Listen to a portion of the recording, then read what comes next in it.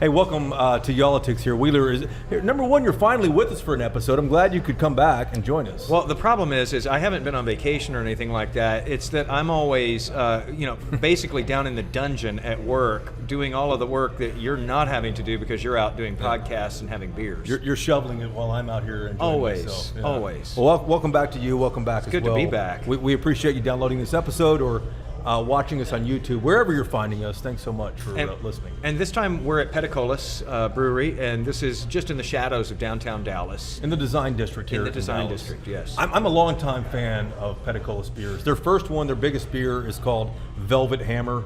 You may have heard of that. It's been around for, 13, 14 years now. The more interesting one, though, is the one you were telling me about, the Ghost one. This is a small batch they brew. It's called the Ghost of Alfred Brown. It's an English brown ale. It's a cask ale, but they dropped a jalapeno in there, dropped a pepper in there, and it'll warm you up on the back end. And they experimented on the back end. They experimented with 2 peppers and 3 peppers, and they decided to go back to 1 pepper. They said the 2 pepper was too much to drink, and the 3 pepper you could probably run an automobile off of. That sounds terrible. 1 pepper was just enough. It was just right. So what are you drinking today? I am having... you stole my idea, Well, actually. you stole my menu, so I've got to look at it. It's called Skate of Mind. And you know why I picked that. No, go ahead. I wanna hear Skate this. of Mind. Oh. Think about it. He's a rollerblader, whatever you call it. He's like the last. Don't spill my beer here. I haven't done it in a while, but yeah. He's the last one alive since the 1990s. I see him out all the time. Mm-hmm. But nevertheless, listen, we're glad you joined us for this episode. We're starting off. This episode is like kind of kicking off what we've been talking about for a while. We wanted to sit down and have a beer with the U.S. Senate candidates, and our very first one for this series is with Roland Gutierrez, state senator from San Antonio, Democrat. Good to see you, man. Thank you. Good to see you, Jason. Good to see you both. What are you drinking, by the way? What did you order? You know, we chose a golden opportunity. I mean, I think that's what we're talking about in this Senate race. We've got to make sure that we have the golden opportunity for all Texans. Are you on the payroll here? Well, that's pretty good, huh? Wow. So, and this is not a Bud Light that you're having. And just in case anyone on social media is curious, you are actually drinking this. I am drinking it. That's an inside joke that I'm making right. there. You know, I did a little tweet not too long ago, poking fun at Ted Cruz and his Bud Light objections, and I opened a beer, and I took a swig of it. Bud Light, right? Bud Light. Yeah. And everybody on Twitter said, "Oh, he didn't drink it," and so on. So here you go. We're drinking beer. Yeah, we can actually see the glass line moving down. And Jason, you have 2 of them. I do have 2. This is one I'm surprised you didn't pick. This is a taster of a beer called Sherbet. It's Dreamsicle, like Dreamsicle. Yeah, remember what were those orange push-ups? Yeah, I remember that with the little cream thing in the middle of it. That sounds great. Does it taste like a Dreamsicle? It's good. Okay. Yeah.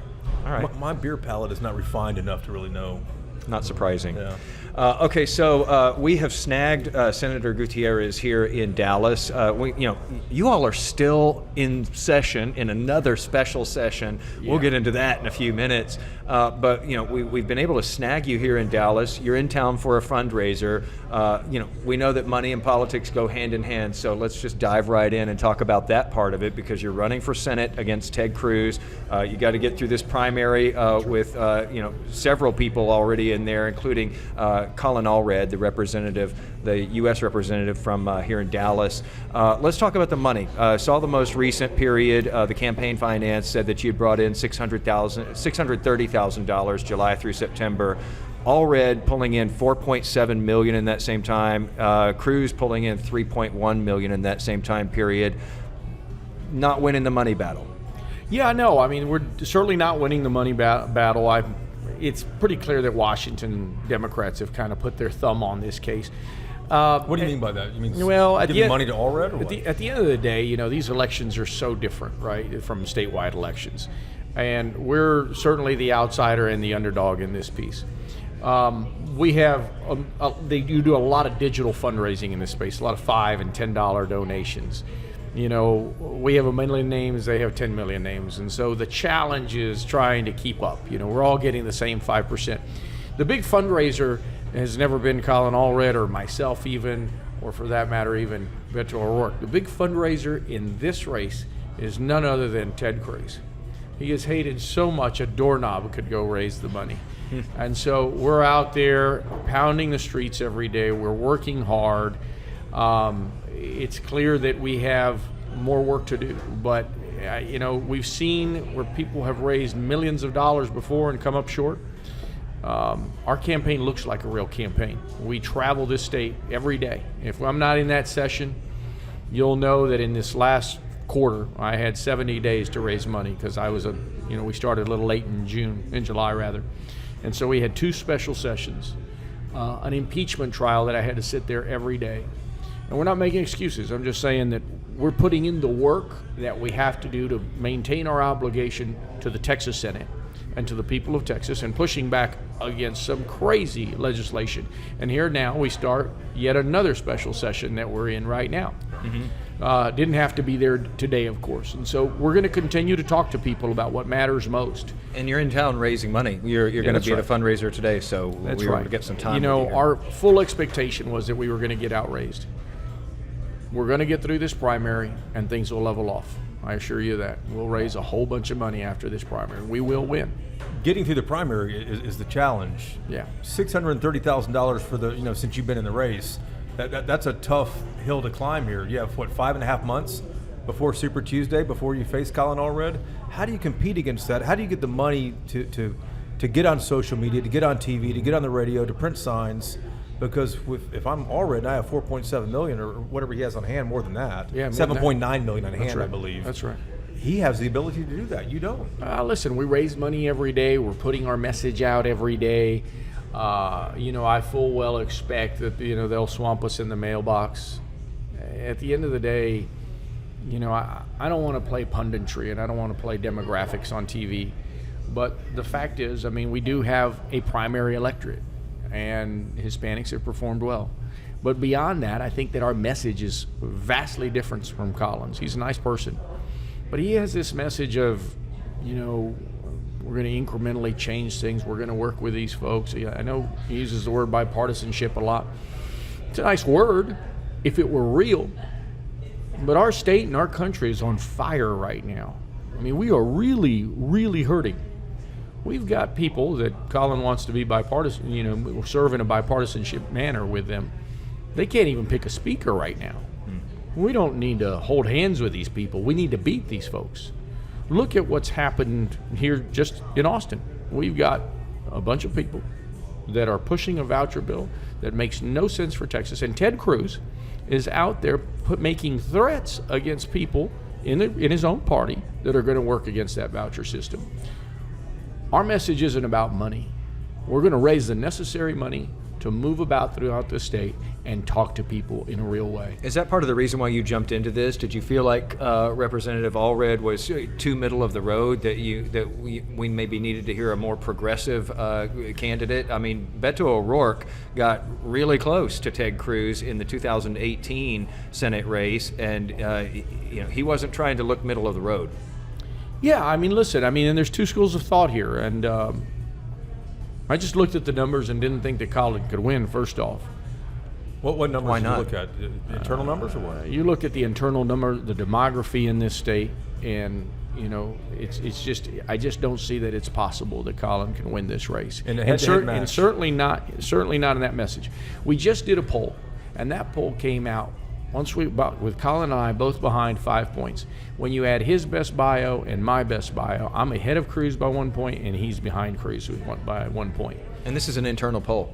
Yeah. Well, we're glad to show it to you guys. And so we're moving forward. This notion that that you need somebody that is just the status quo. We are beyond the point in our policy and politics in this state where status quo is going to get us anywhere. Incremental change. Well, what incremental change can Colin or anybody else show us that has gotten us anywhere? We are broken in this state on guns, on reproductive rights, on health care, on education. We will not come to some accord with these people because every time we've tried, we've failed. O'Rourke came extremely close. Are we the same? No. We're both very progressive. We say sometimes different things. I'm not here to take anybody's guns away, and I think for Beto that was a moment of passion. He had just lost people in his community. When that happened in Uvalde, Which you represent. which I represent, I saw all of the same pain he saw, and I've lived it, and I stayed there and fought back against police that just would not hold themselves accountable, a governor who wouldn't hold themselves accountable. And still haven't. And still hasn't. Gives the head of DPS a raise of $45,000, if you can imagine that. And so You've pushed for more gun measures, but you haven't said that we're going to take someone's guns listen, away. I own a bunch of guns. I don't need an AR-15. I don't think anybody does. And for anybody that thinks they do, I mean, I've seen all of these kids, and I saw them dead. I've seen them. You've I've seen the videos. Hundreds of hours. I've seen those children lying on the ground in pools of blood. I've seen those teachers in two piles, just like we teach these kids to huddle together. Two teachers trying to save their children and shield them. One dead, one barely alive. She died in an ambulance because that ambulance couldn't get out of that parking lot because every street had been blocked by cop cars. Where we are in Texas on guns, we're completely broken. Where we are in emergency management in rural Texas, we're completely broken. Where we are in healthcare and mental health care in Texas, we're dead last in the nation. Where we are on Tier 1 counselors, the average state has one Tier 1 counselor for 200 kids. In Texas, it's one Tier 1 counselor for 650 kids. What is a Tier 1 counselor, though, Senator? That's a school counselor. School counselor. So you'll never find the kid that all of the kids called school shooter. Imagine that. Even though we hear a lot about mental health after these shootings. Absolutely. I mean, if Republicans are so fond of this notion that it's all about mental health, well, then go fund that properly. They haven't. They haven't done anything that is responsible by way of taking care of people in our communities on mental health care. But didn't they just add, I mean, the legislature just added a lot of money to build new mental health hospitals across the state. What, a handful of them? Last two sessions, actually back to Strauss, we have rebuilt some of our hospitals, including the main one in San Antonio. Rusk, I think, is probably close here. Vernon, Texas is not too far. Yeah. And so, yeah, we've rebuilt them, but we're woefully lacking in bed space in our state. We're still last. And the thing is, we're not some poor state. We're the second highest revenue state in the nation. I think people in rural Texas need to open up their eyes and look around and see how life has been for them for the last 30 years. The last 30 years that Republicans have been in control.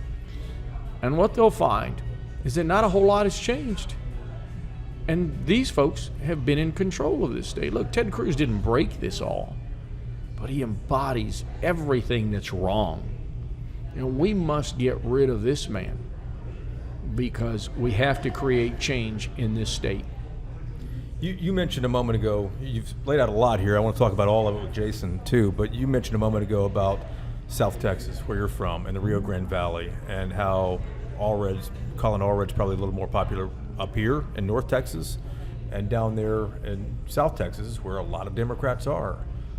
You're spending a lot of time down there. I'm curious about your strategy down there, how hard it's going to be, you think, to lock that vote up. And secondly, Senator, rural Texas, Democrats have just given up, waved the white flag on rural Texas. What's your plan for South Texas? What's your plan for rural Texas? Well, I mean, there's no math or science to this. We just go everywhere. Now, I don't go to, we're trying to march throughout Texas, and that's a hard thing to do. We were in Midland, Odessa last week. How'd that go? Good crowds. It's 80%, 75% Hispanic, believe it or not. Yet they vote 60-40 Republican. They're not voting. Same problem with Uvalde, Texas, which is just kind of an odd anomaly because everything is blue around it. Uvalde's a town that never broke.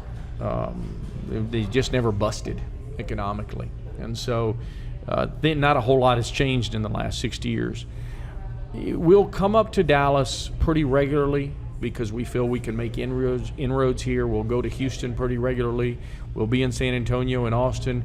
We'll cover a lot of West Texas territory, and we will spend a lot of time in what you're calling the Rio Grande Valley. Yeah, I was going to ask you about those big cities, because we hear over and over again, including from Democrats, that this isn't a red state necessarily, it's a non-voting state, and these population centers where Democrats tend to do very well, yeah, they do very well there, but a lot of votes are left on the table because people just don't show up to vote. How do you change that? We just keep pounding at the rock. Look, let's be real clear, and for Republicans that are listening, your party has dumbed down education in Texas down to nothing. Hell, we don't even have civics class anymore in high schools.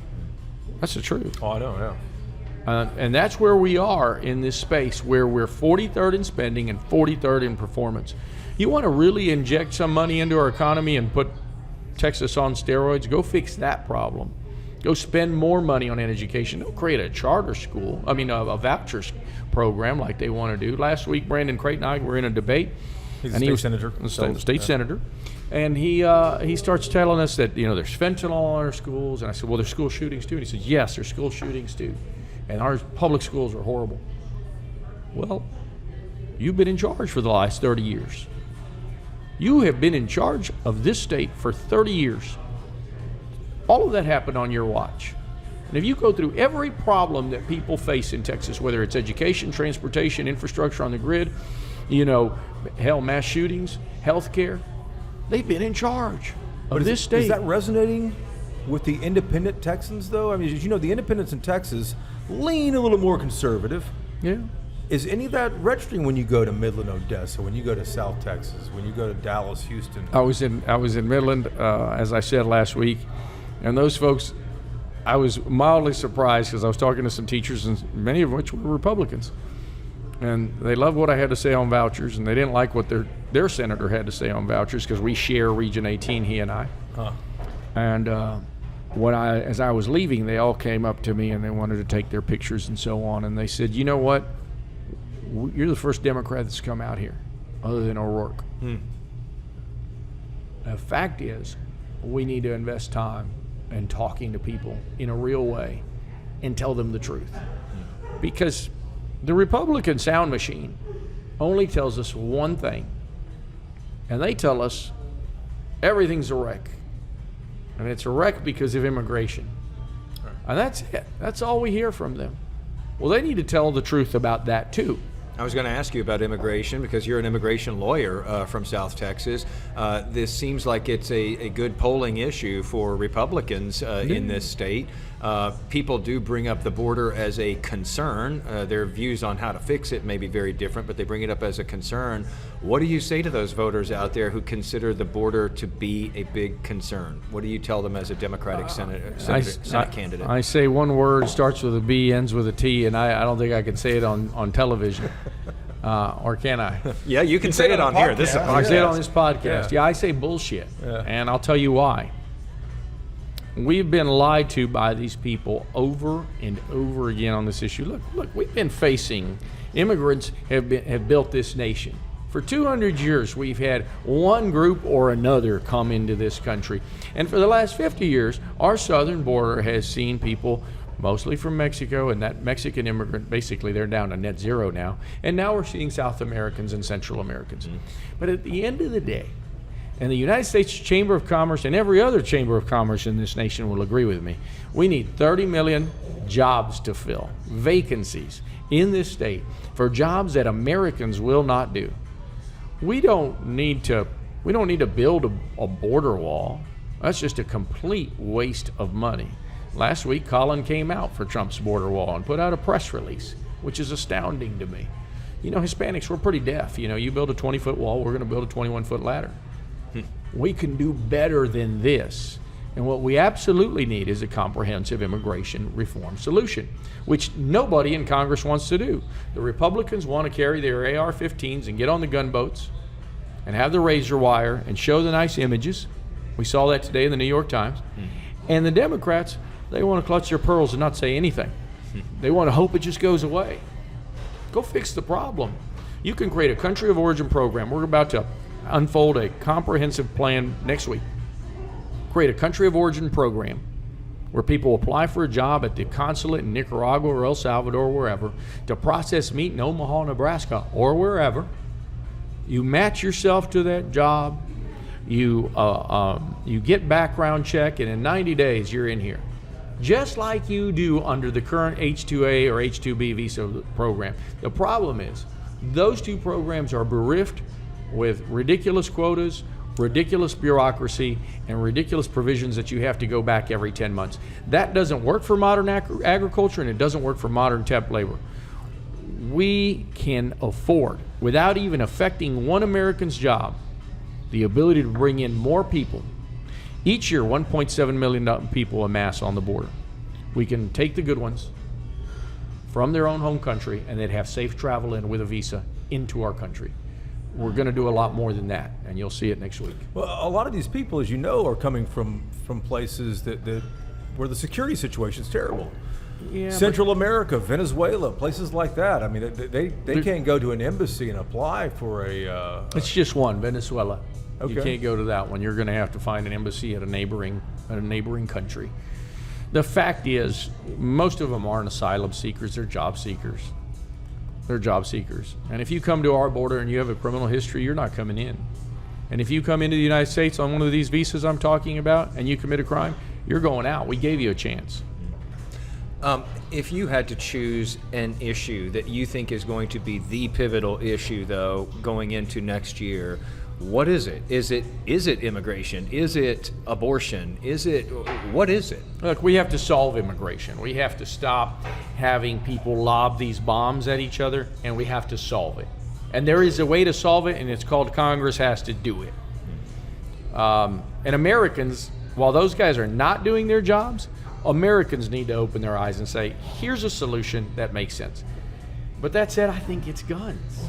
Guns. I think it really is guns. And people say, well, Roland, you're just this, all you talk about is guns. Well, let me tell you something. You guys were there. If you lose a child, and I've met all those parents From Uvalde. Yeah. And many of them are my friends.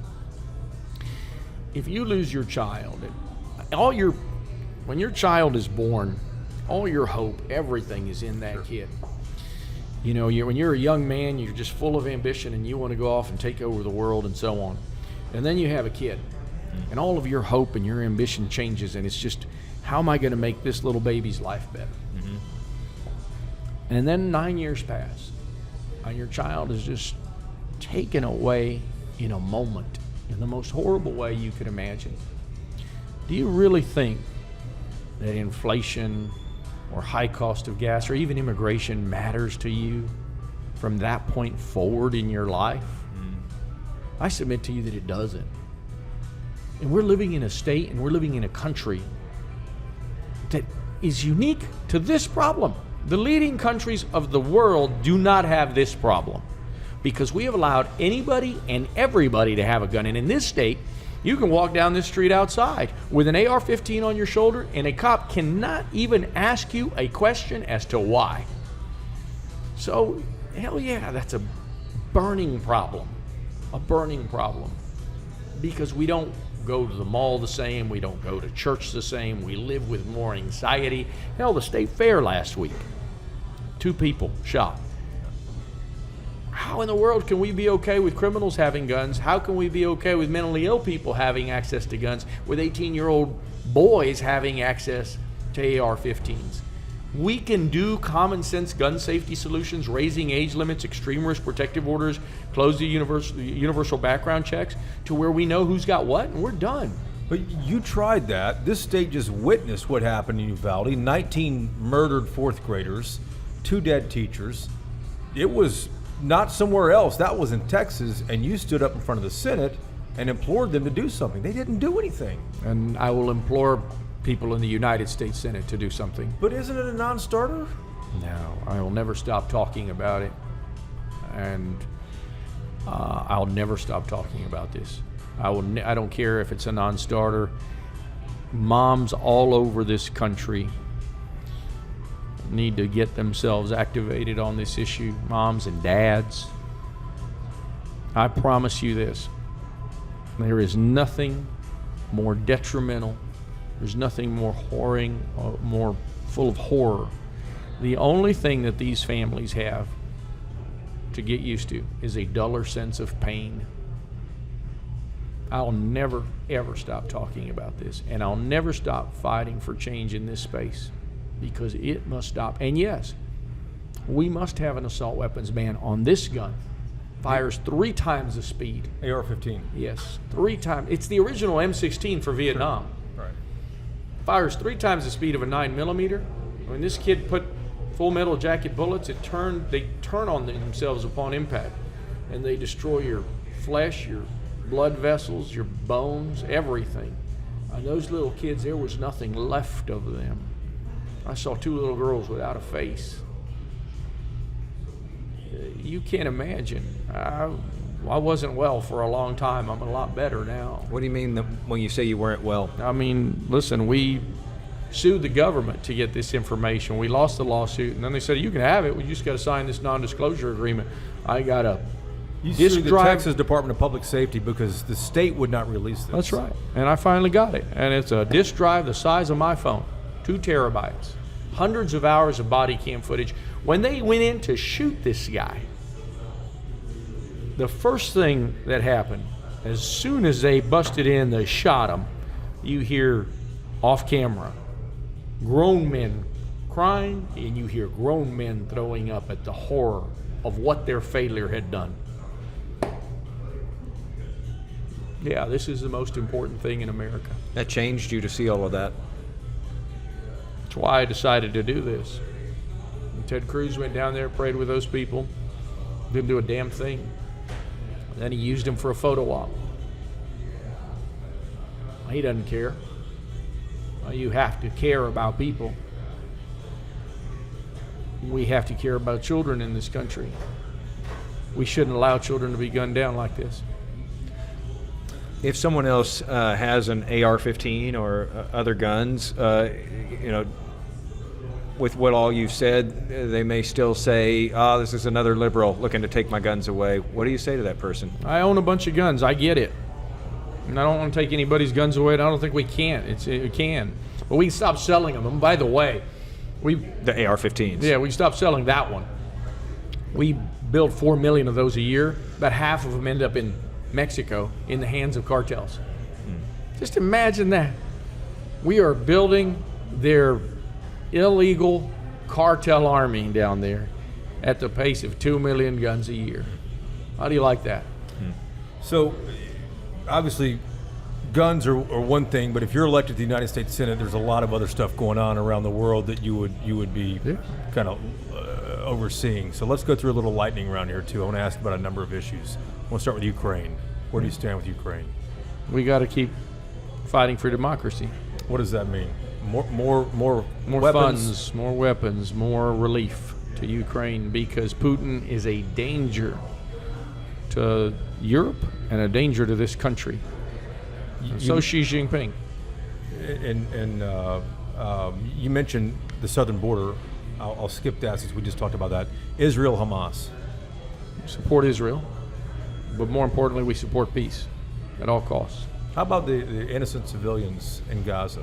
Because that's been a big deal. The world media has shifted over there, especially after the hospital was bombed recently. Listen, I mean, that's the second piece. I mean, horrible things happen every day. And this horrible thing that happened over there was tremendous. And, Israel's right to ask for justice. But at some point, you have to have some proportionality, right? You can't have 1,500 of your folks killed and then go out and kill 150,000. And so we're not there yet. We're not at that number. But at some point, what I principally said is I'm for peace in the Middle East.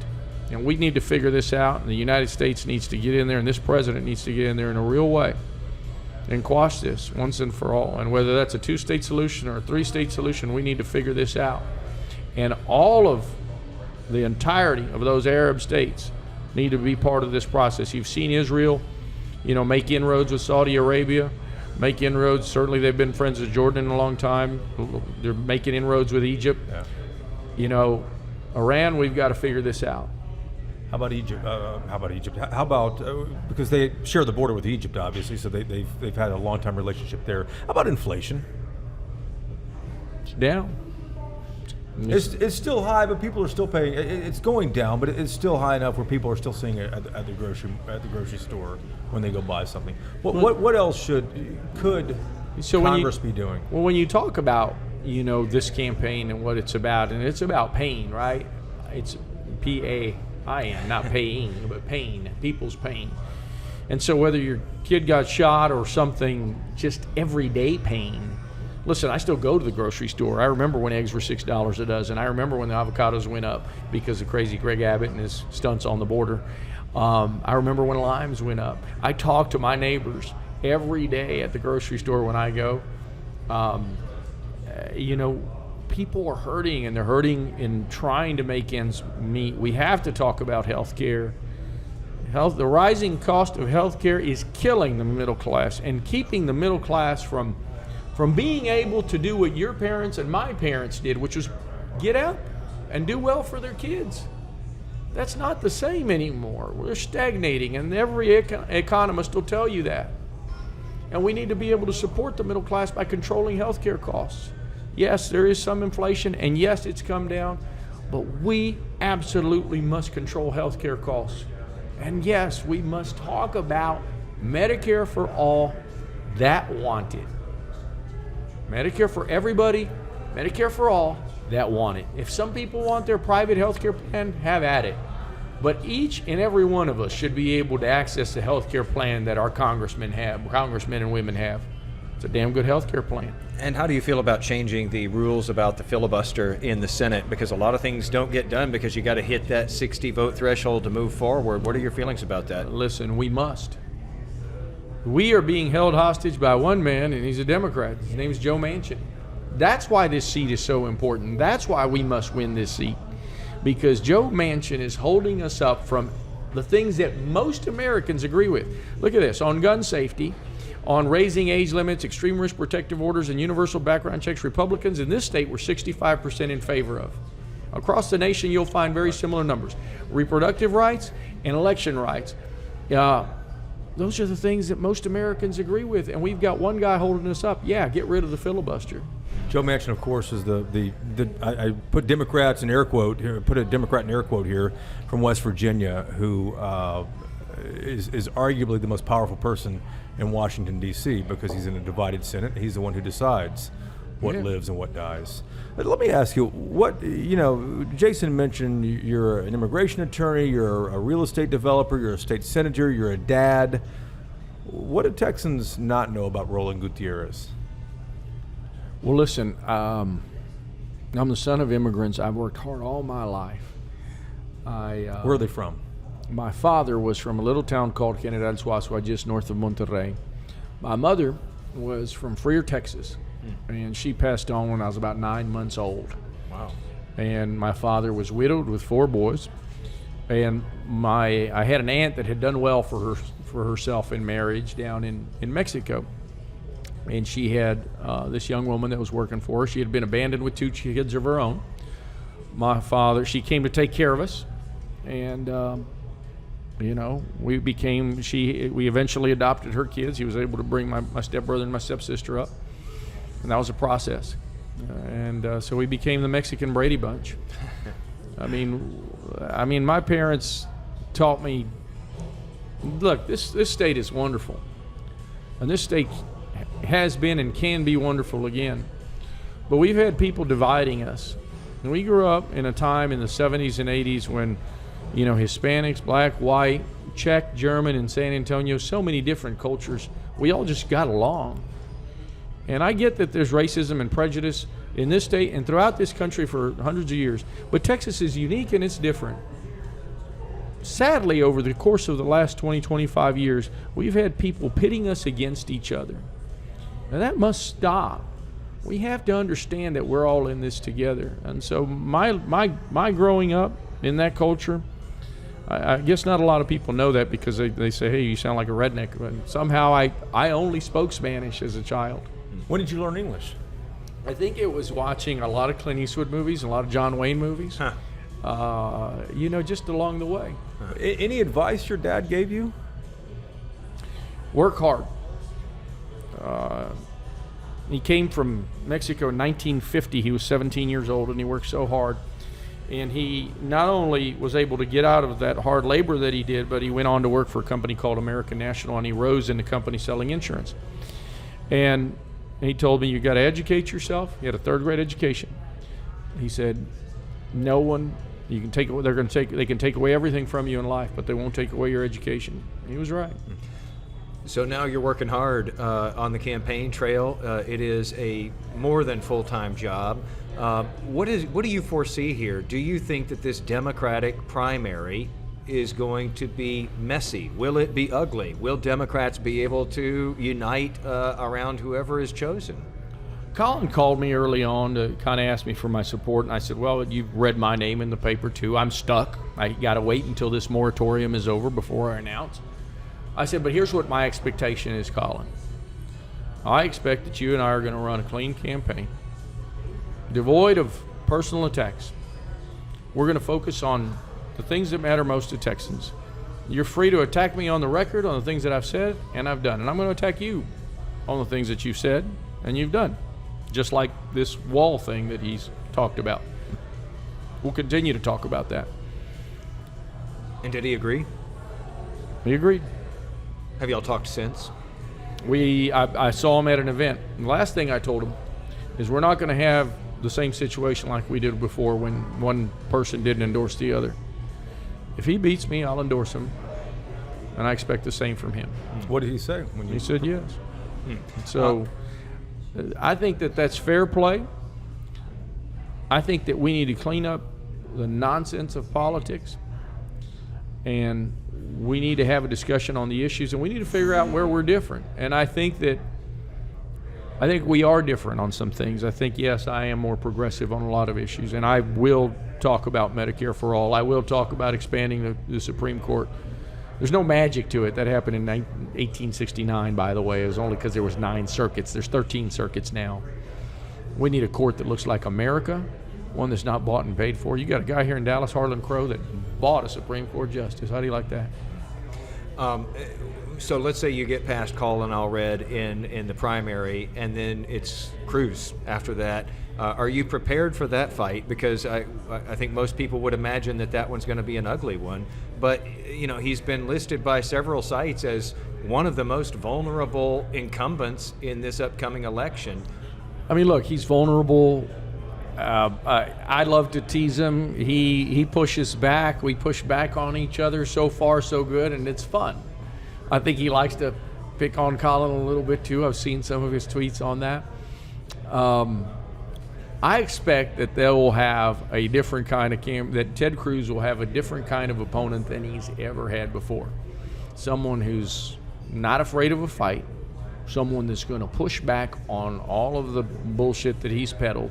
Someone that's going to call him on his stuff. Wasn't Beto O'Rourke that candidate or no? Where did he go wrong? Listen, I think that Beto was fantastic. And he got us to where we are now. He was shy by 260,000 votes. Imagine that. We're going to give another one. And I think that that's a difference between Colin and I. I don't know that, I'll let him speak for himself. I mean, honestly, I will hold nothing back, including something that I think is important for every man, not just Hispanic men.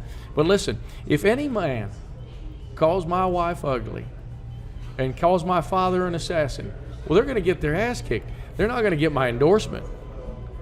And you're talking about Ted Cruz with relation to Trump. Donald Trump. Yeah, that's right. And so, listen, I mean, that may not be the burning issue in politics today, but it tells you something about a man's character that says, I'm going to back you up. I'm here to defend you against all things that matter, right? Because that's what he says. I'm here to support all Texans. Well, shit. I'm sorry. I said it. You can't even. We've already gone beyond that, so don't worry about it. Go ahead. You're fine. That's all right. Continue. I mean, shit, he couldn't even support his wife. Couldn't support his dad. And when times got tough, the dude took off to Cancun. During the winter storm of 2021. Have you talked to Ted Cruz? No, we just exchanged tweets. I'm telling you, it's fabulous. He's on Twitter a lot. He got on Twitter and he says, Or X, I guess when we the call San it. Jacinto shooting happened, he says, now there you go again. Those immigrants are out there shooting us up, and it's their fault. And I do a video the very next morning. I said, no, brother, this one's on you. You and your party and your loose gun laws are giving AR-15s to anybody, including this undocumented immigrant. You did that. Those deaths are on you. And then he fired back later on TV that day, and he said, well, I don't know that fellow. We don't say fellow in Texas, we say fella. Here, this Canadian guy is going to get his ass kicked by me, I promise you. I promise you. He's going to know what being a Texan is. I was born and raised here, and we're going to kick his ass. Last thing I have for you is, you're pretty handy, I guess, in a Bobcat at a construction site, flipping houses, building houses. Now's a good time to be doing that. You could be making a lot of money. What makes you do this? You could be out there just bankrolling. Man, I've made money in my life, and I've had as many as 26 employees in my law firm. I used to own a restaurant? My wife and I opened an Italian restaurant, obviously to honor our Italian heritage. We're not Italian. How long did that last? We almost made the cut, almost to 3 years. It was a fun party every night, but boy, we got rolled. The restaurant business is hard. It was hard, man. We lost you know what? I mean, we lost it all. It makes you understand the struggles of a small business owner, though. Well, it started with me finding an old building like this and fixing it up. And the building and the architecture is beautiful, and I loved it. And the party was great, and the food was fantastic, and we lasted as long as we could. But it'll eat you up if you're not there. And so, look, we do a lot, but this is not about ambition for me. This race, this is, I think the ambition. When I was 40, I was more ambitious. For me, this is just, it's everything that I saw there in that community. In Uvalde. Yeah, I mean, listen, you've never seen anything like it. I promise you, you've never seen anything like it. And you guys have seen me break up. I don't break up too much anymore. I remember sitting in the lieutenant governor's office and telling him, look, man, we've got to do something here. We sat there for an hour. And I had a moment. I told him, I said, look, Dan, there was this moment when they grab a kid and they're dragging this kid by the leg. That's how the trauma treatment was weird. They dragged this kid out by its leg. The first responders. By the little girl's leg. And they're dragging the little girl. And my attorney that's watching the stuff, he says, you need to prepare yourself because you're about to see a kid with no face. And they slide her some more, and it's gone.